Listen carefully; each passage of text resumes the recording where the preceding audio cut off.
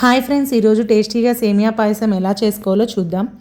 ముందుగా స్టవ్ పైన ప్యాన్ పెట్టి ప్యాన్ బాగా హీట్ అయ్యాక 2 టేబుల్ స్పూన్స్ ఆఫ్ నెయ్యి వేసి మన ఇంట్లో ఉన్న డ్రై ఫ్రూట్స్ అన్నీ వేసుకొని మంచిగా కలర్ మారేంత వరకు బాగా వేయించండి. బాగా కలర్ మారి బ్రౌన్ కలర్ వచ్చాక వాటిని పక్కన తీసి పెట్టుకోండి. ఇప్పుడు అదే ప్యాన్లో 1 కప్పు సేమియా వేసి దాన్ని బ్రౌన్ కలర్ వచ్చేంత వరకు వేపుకోండి. నేను ఆల్రెడీ రోస్టెడ్ సేమియా తీసుకున్నాను కాబట్టి కొంచెం సేపు వేయించాను. మీరు నార్మల్ సేమియా తీసుకుంటే దాన్ని బ్రౌన్ కలర్ వచ్చేంత వరకు వేయించుకోండి. ఇప్పుడు 1 కప్పు సేమియాకి నేను 5 కప్పుల పాలు వేసి ఉడికించుకుంటున్నాను.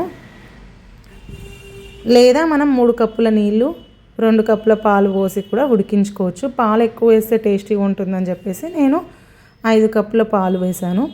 ఇప్పుడు 1 కప్పు సేమియాకి మళ్ళీ 1 కప్పు చక్కెర వేసి సేమియా సాఫ్ట్గా అయ్యేంతవరకు కుక్ చేసుకోండి.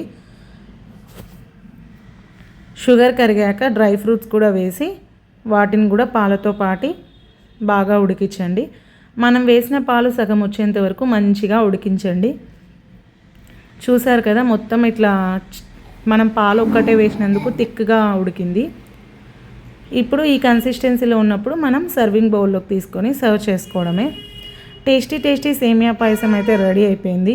మీరు కూడా ట్రై చేసి మీకు ఎలా కుదిరిందో చెప్పండి. ఇలాంటి వీడియోస్ కోసం ప్లీజ్ సబ్స్క్రైబ్.